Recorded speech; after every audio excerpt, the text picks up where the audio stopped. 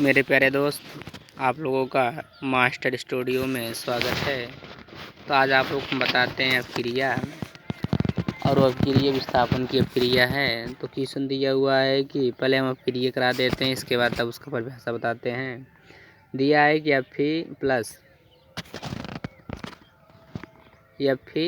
Plus CuSO4, यहाँ 4 लगा देते हैं। ठीक, एरो का चिन्ह अपक्रिया कराते हैं। तो जब हम क्रिया कराएंगे तो क्या बनेगा, इसका Fe का इससे क्रिया कर लेगा, यानी SO4 से, तो हो जाएगा FeSO4।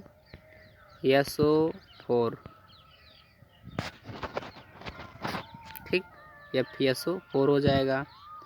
और यहाँ जगह कम है, प्लस क्या लिख देते हैं Cu यानी कापर।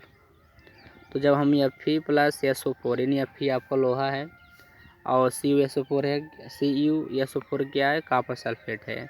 जब Fe का हम क्रिया SO4 करा दिए तो FeSO4 बन गया, यानी कापर सल्फेट बन गया। अब कहते हो FeSO4 कापर सल्फेट कहाँ बनेगा, तो Fe प्लस CuSO4, Fe को हमने भाग यानी क्रिया किससे करा दिया, SO4 से। Fe प्लस SO4 बन गया और आप कापर बचा Cu हो गया, यानी कापर हो गया। तो आप कैसी अपक्रिया है, विस्थापन अपक्रिया है। आगे और देख लेते हैं अपक्रिया।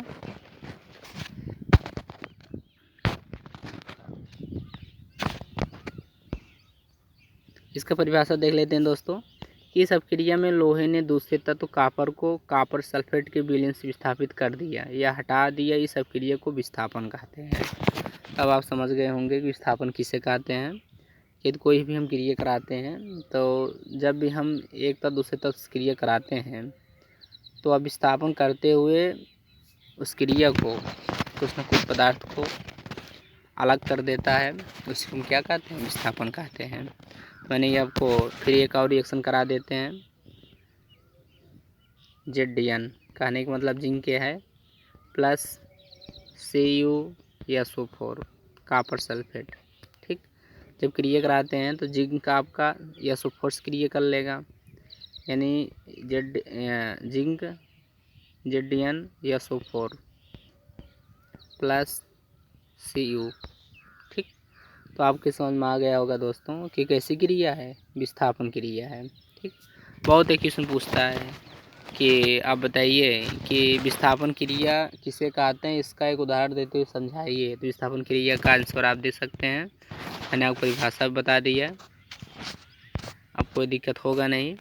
कि इस अपक्रिया में लोहे ने दूसरे तत्व कापर को कापर सल्फेट के विलयन से विस्थापित कर दिया या हटा दिया। इस अपक्रिया को विस्थापन कहते हैं, विस्थापन अपक्रिया कहते हैं। तो आप समझ गए होंगे दोस्तों। तो आप परिभाषा भी मैंने दे दिया, आपको इसका उदाहरण भी दे दिया, बहुत ही पूछता है पेपर में। तो आगे आपको हम कल बताएंगे कि द्वितीय विस्थापन अपक्रिया क्या होती है, इसके बारे में आप कल फिर बताएंगे, चर्चा करेंगे। और अब आपका द्वितीय विस्थापन अपक्रिया कल बताएंगे, परसों आपको छेपड़ अपक्रिया बताएंगे। ठीक, ऐसे ही आपको आप तरफ से चलता रहेगा दोस्तों। लेकिन आपसे गुजारिश है कि यदि आप हमारे चैनल पर नए हैं हमें चैनल सब्सक्राइब करना ना भूलें, जिससे आपके पास तक हमारे वीडियो सबसे पहले पहुँचे। धन्यवाद।